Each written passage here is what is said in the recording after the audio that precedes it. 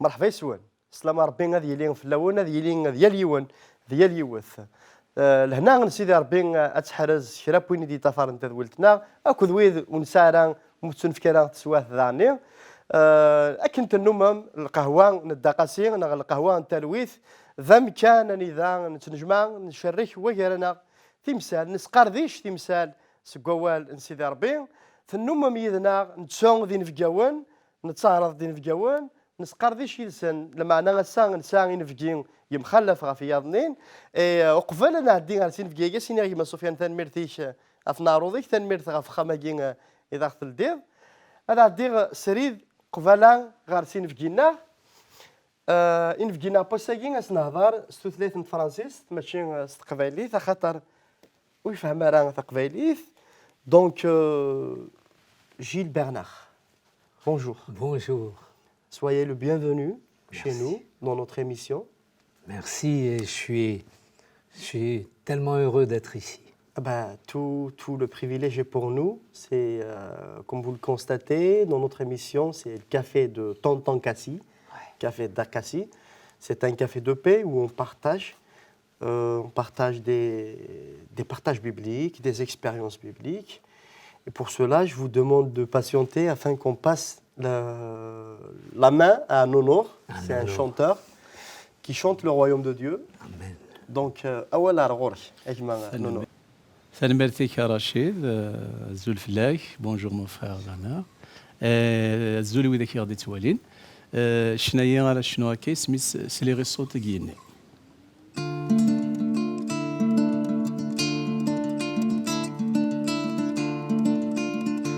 سليغي الصوت كيني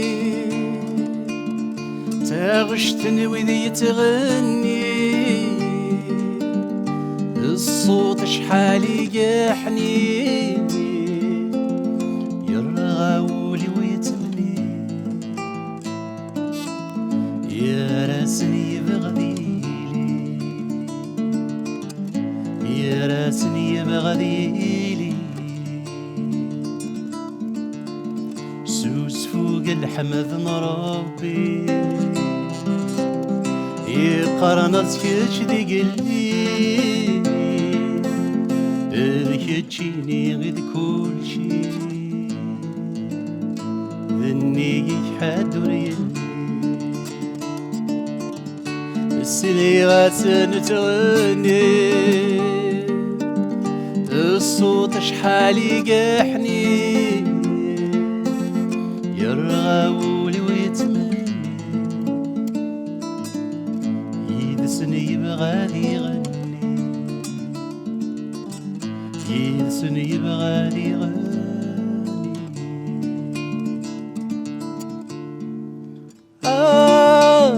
هاليلويا هاليلويا هاليلويا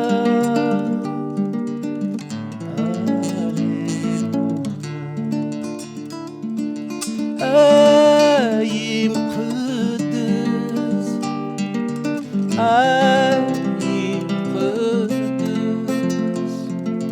هايم قدس هايا مغلب هايم قدس هايم قدس هايم قدس هايا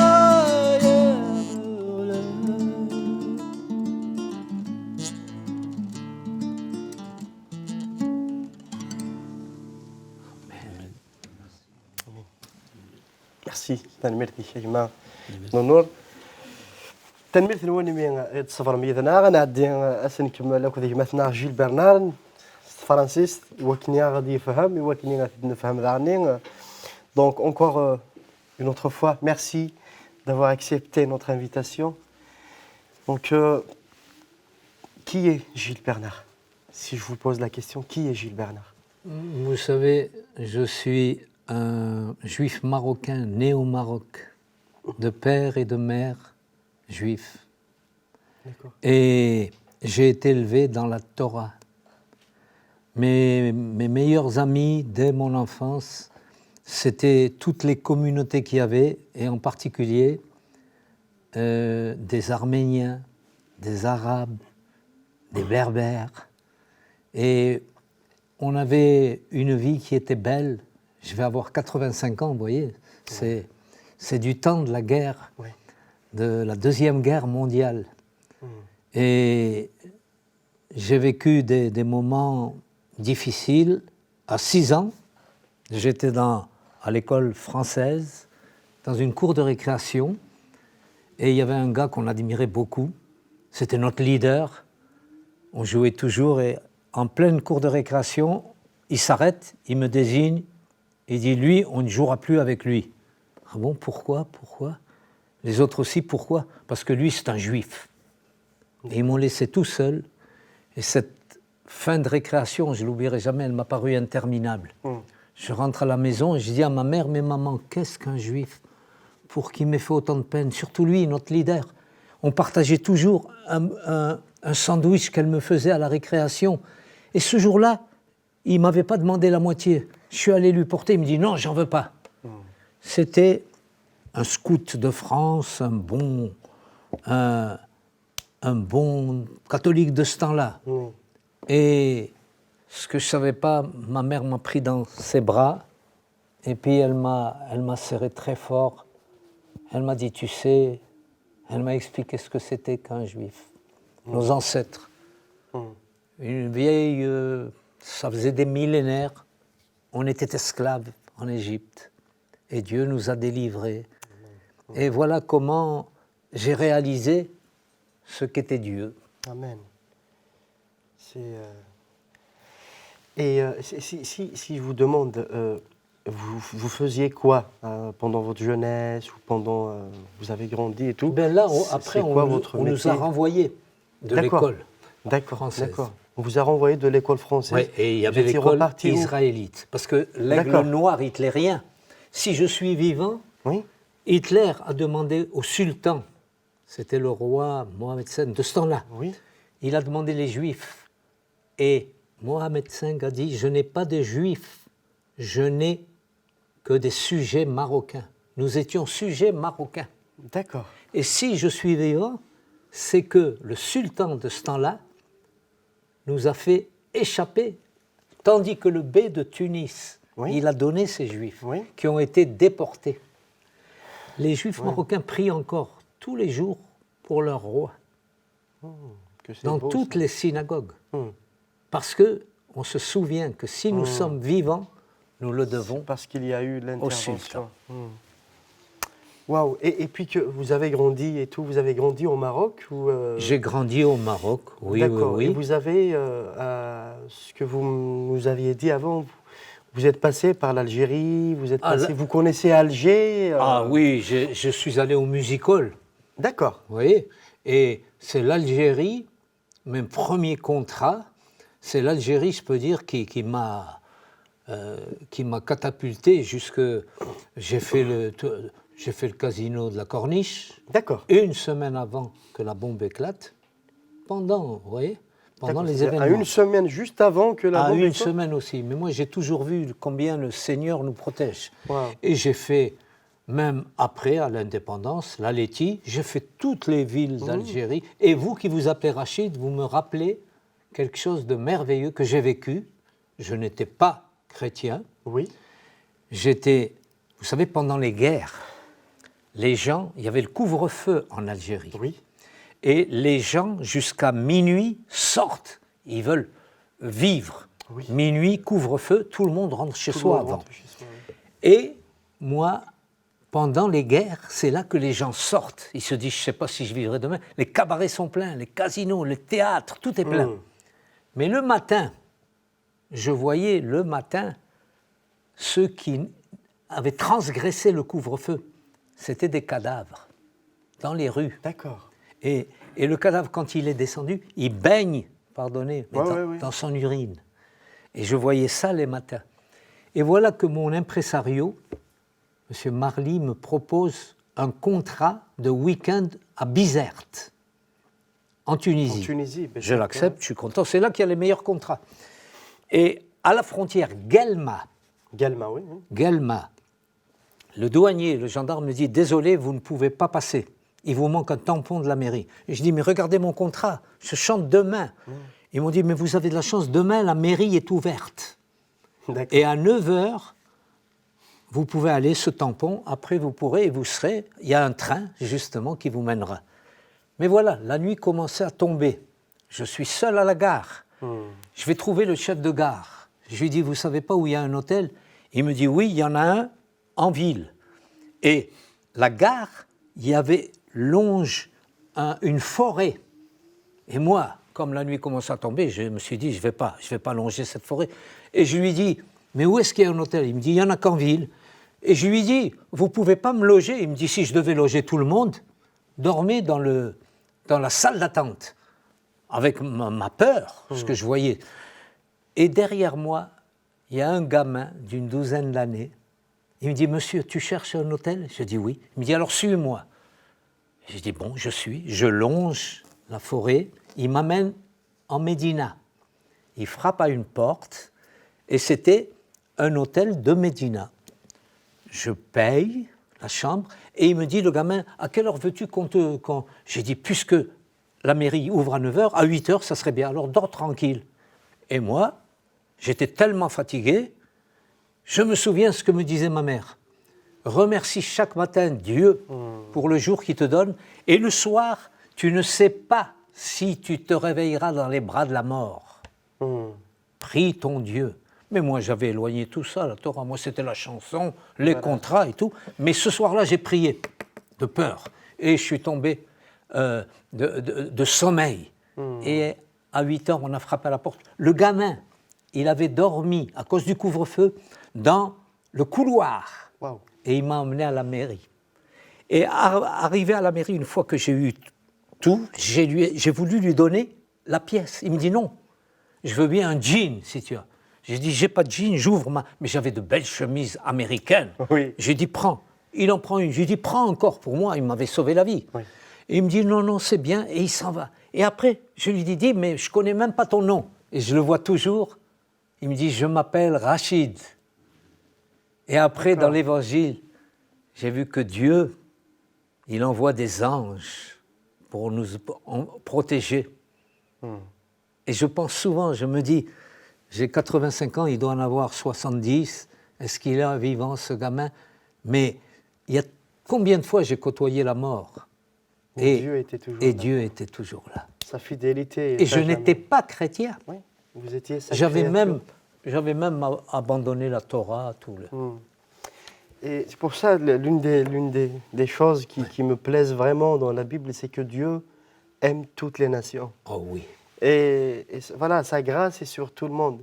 Et puis, c'est à nous de répondre à cette grâce, de choisir, d'accepter. Vous m'avez parlé de votre parcours en tant qu'artiste, chanteur. J'ai côtoyé les plus grands. Voilà, vous pouvez nous citer quelques-uns, je pense. J'en citerai. Tiens, il y en a un le plus connu, c'est Enrico Macias, qui est d'Algérie. Hein, d'accord. Et de Constantine. Oui. Oui. Et lui, quand il est venu chez moi, il n'était pas connu du tout. Et j'ai trouvé ses chansons belles. Je ne savais pas qu'il allait faire une carrière internationale. Et on est devenus amis.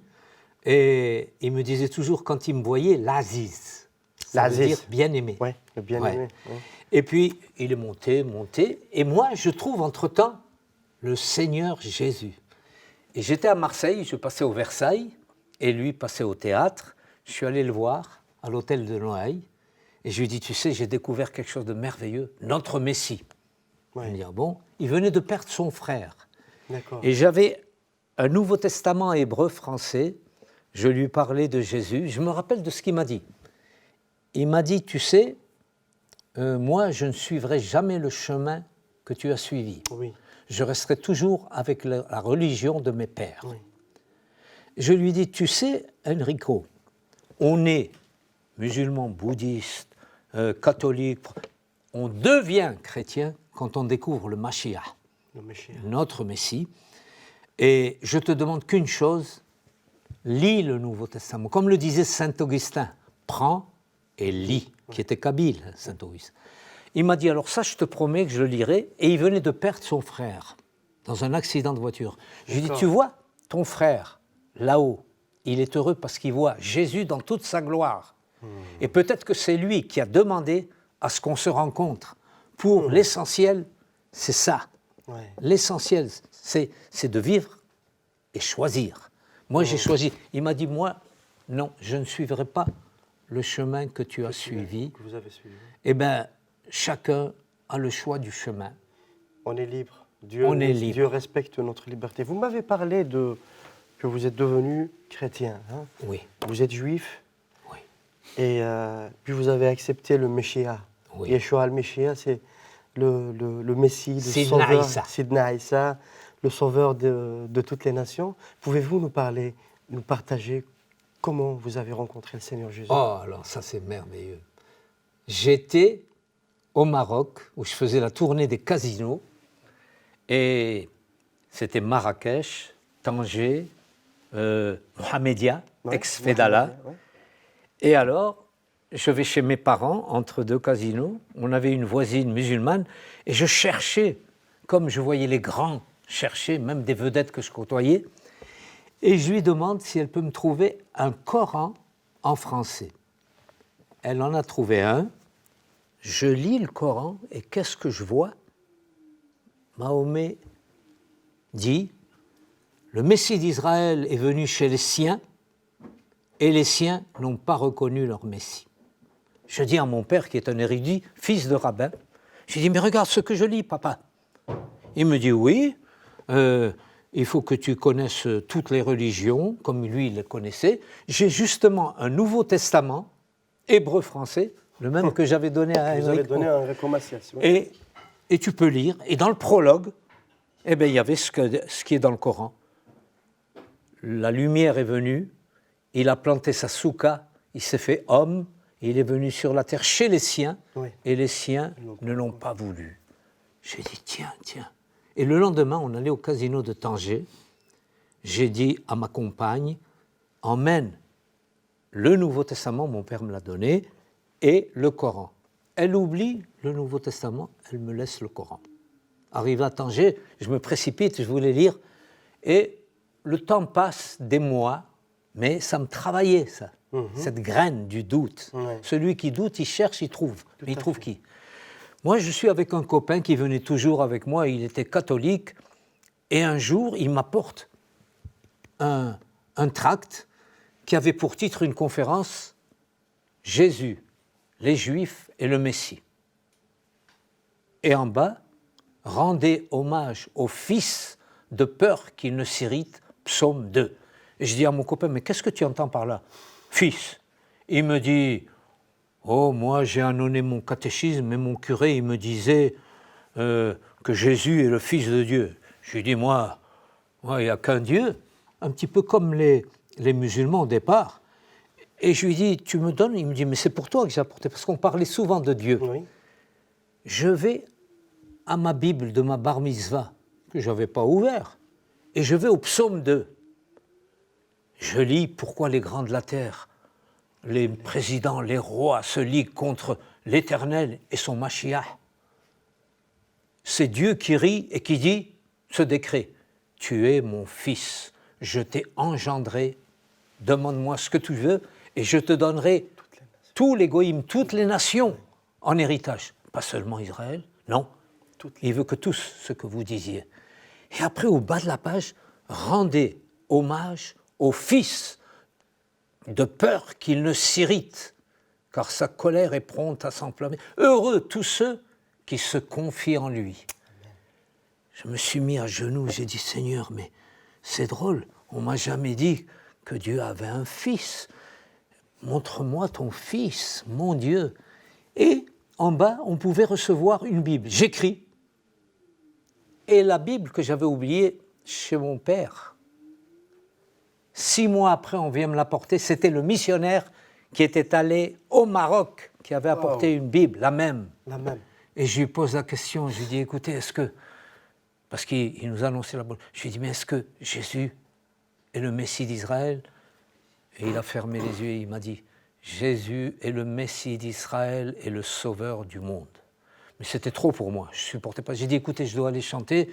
Il me dit, d'accord, mais je vais vous lire un passage des Écritures. Il nous l'a lu, le Fils prodigue, Oui. ce que nous sommes tous. Oui. Et après, il est parti, il m'a dit qu'une seule chose, ce que j'ai dit à Enrico, promettez-moi de lire portion par portion. C'est comme si je marchais sur les pas de Jésus. Et je ne pouvais plus m'en passer. Il me fallait cette nourriture. Que Et vous avez vraiment Oh là là. retrouvé. Et à la croix, j'ai pleuré. Je n'avais pas réalisé. Ah oui. Brièvement, en quelques mots, qu'est-ce que le Messia a fait dans votre vie depuis que vous l'avez rencontré, surtout vis-à-vis, on sait bien, mais surtout vis-à-vis du peuple musulman, du peuple de l'Afrique du Nord. Alors, moi, j'ai cru que c'était de la poésie, parce que les premières paroles de Jésus qui m'ont frappé, vous aimez vos amis, vous aimez votre famille, quel mérite avez-vous? Les païens font de même. Moi, je vous dis, aimez vos ennemis, bénissez ceux qui vous maudissent, priez pour ceux qui vous persécutent, et vous serez semblable à Dieu qui fait pleuvoir sur le bon. J'ai mis ça au compte de la poésie. Je me disais, c'est beau, ça va m'inspirer de belles chansons, mais c'est plus que ça, ça vous laisse plus tranquille.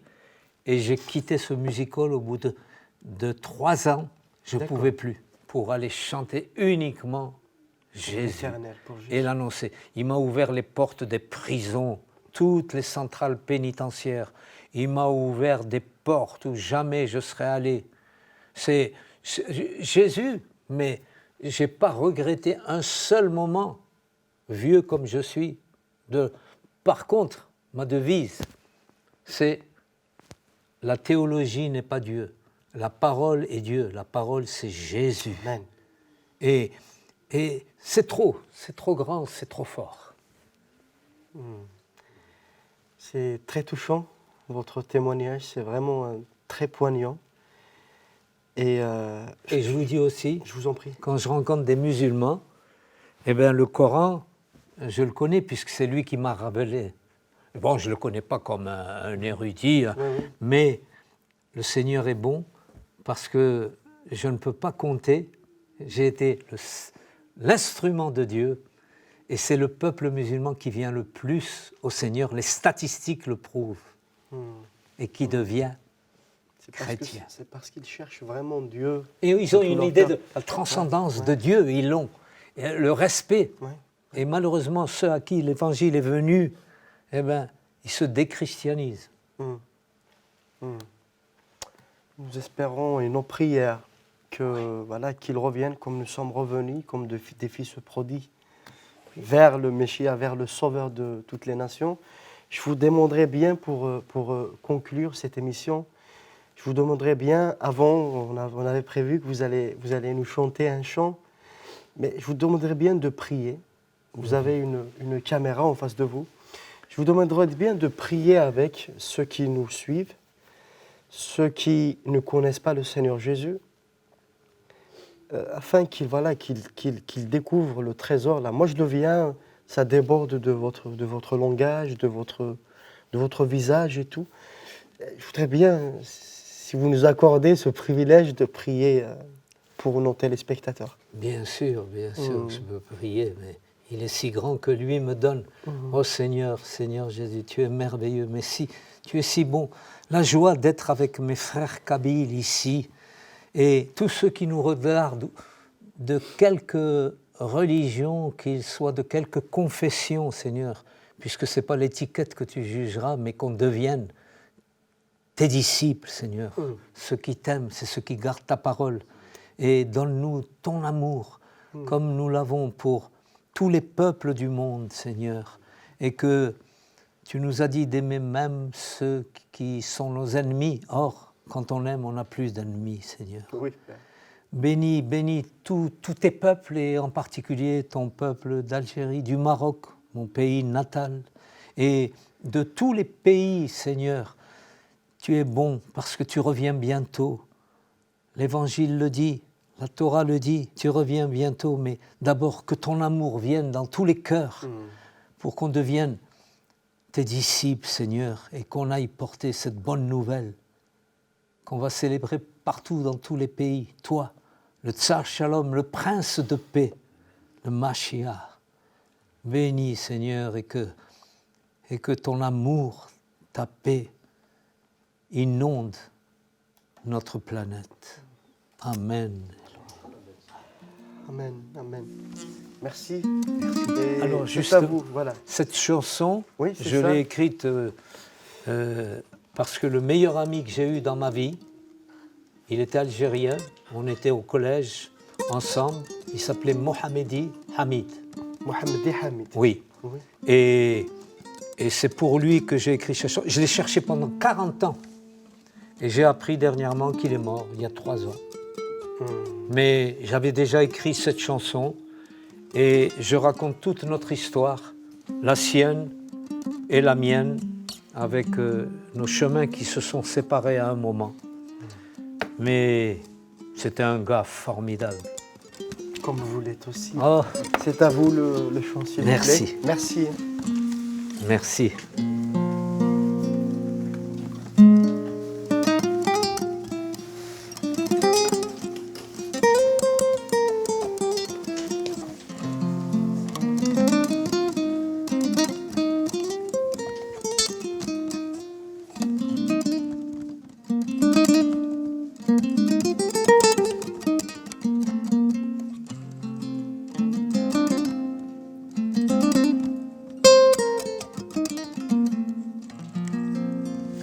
Le meilleur ami que j'ai eu dans ma vie était algérien. C'était un peu moi, j'étais un peu lui, on s'entendait bien. On courait les balles, on courait les filles comme des collégiens. On jouait au football, au poker aussi, ça, c'était moins bien. C'était dans la guerre de la colonie, des tickets de pain. On s'en plaignait guère, mordant à la vie, aux fruits sans pépins. Je croyais au ciel, en Dieu, mais pas lui, parce qu'orphelin, on lui avait pris son seul paradis, sa mère, tout gamin. Savez-vous ce que c'est que d'avoir rêvé à ce frère que l'on n'a jamais connu? Moi j'avais trouvé un ami, un vrai, et faut dire que ça ne court pas les rues. Le soir après l'étude, je rentrais chez moi, ma chaude maison. Lui, d'une voix rude, disait que l'internat c'était sa prison. Mais au bout de la semaine, il y avait le week-end, ton nom liberté. Les soirs du samedi, les surprises parties, dimanche, le ciné. On avait un rêve, c'était un grand rêve, une folle espérance. Traverser la mer pour aller refaire notre histoire de France. Nice, la Côte d'Azur, la grande aventure et bien sûr Paris. Trouver la vraie fille, fonder une famille, réussir sa vie. Mais après la guerre, après tant de misère, après la Shoah, mon peuple au désert retrouve sa terre 2000 ans déjà. On dit que c'est fini le temps de la colonie, du protectorat. Mais c'est pas pour lui, la guerre d'Algérie devient son combat. Et d'Afrique du Nord au Moyen-Orient, que de meurtrissures, que d'innocents morts, y a pas de gagnants, y a que des blessures. Valise ou cercueil, il faut faire ton deuil sur ta vie passée. Prendre le bateau, repartir à zéro, tout recommencer. Qu'es-tu devenu, mon ami d'antan, mon inséparable? As-tu survécu au piège du temps à l'inexorable. Moi, tu vois, depuis, je vis de mes chansons comme au temps jadis, où je voulais chanter, vous, filles et garçons, mon premier public. Mais l'on s'est heurté aux ronces, aux cailloux d'un si long chemin, qu'on en a gardé des bleus aux genoux et des cales aux mains. Toi que j'ai cherché sans te retrouver jusque sur la toile, m'as-tu devancé en éternité? Dis, as-tu mis les voiles? Si tu te souviens, je parlais souvent d'un très grand jardin où vont se retrouver avec leur maman bien des orphelins. C'est pas une histoire qu'on raconte le soir aux petits enfants, c'est l'unique au revoir, le jour de victoire sur tous les néants. Je te fais mon pari, celui de Pascal, heureux si t'as cru en cette autre vie où la haine, le mal auront disparu. Rien d'exceptionnel puisque le temporel s'arrête ici-bas. Mais ce qui est éternel, c'est cette vie nouvelle qui n'en finira pas. Savez-vous ce que c'est que d'avoir rêvé à ce frère que l'on n'a jamais connu? Je vais le retrouver par l'ami le vrai qui me rendra tout ce que j'ai perdu, parce que je sais en qui j'ai cru. Et j'ai cru en notre Seigneur Sidna Issa.